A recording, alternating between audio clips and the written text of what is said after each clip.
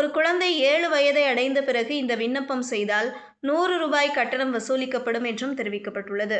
புதுப்பிக்கப்பட்ட பயோமெட்ரிக் கொண்ட ஆதார் வாழ்க்கையை மேலும் எளிதாக்கும். பள்ளி சேர்க்கை, நுழைவுத் தேர்வுகளுக்கு பதிவு செய்தல், கல்வி உதவித்தொகைகள், நேரடி பலன் பரிமாற்றம் போன்ற சேவைகளை தடையின்றி பெறுவதை ஆதார் பயன்பாடு உறுதி செய்கிறது. பெற்றோர்கள், பாதுகாவலர்கள் தங்கள் குழந்தைகளின் பயோமெட்ரிக் விவரங்களை ஆதார் அட்டையில் உடனடியாக புதுப்பிக்க அறிவுறுத்தப்படுகிறார்கள் என்றும் ஆதார் ஆணையம் கேட்டுக் கொண்டிருக்கிறது. 5 முதல் 7 வயது வரை உள்ள குழந்தைகளுக்கான பயோமெட்ரிக் அப்டேட் செய்ய ஆதார் வழங்கிய நிறுவனம் நினைவூட்டல் செய்திகளை அனுப்பி வைக்கிறது. அவர்களின் ஆதார் அட்டையில் பதிவு செய்யப்பட்ட மொபைல் எண்களுக்கு SMS மூலம் தெரிவிக்கப்படுகிறது. 5 வயதுக்குட்பட்ட குழந்தைகளுக்கு ஆதார் பதிவு செய்யும் போது கைரேகை மற்றும் கருவழி பயோமெட்ரிக் விவரங்கள் பதிவு செய்யப்படுவதில்லை.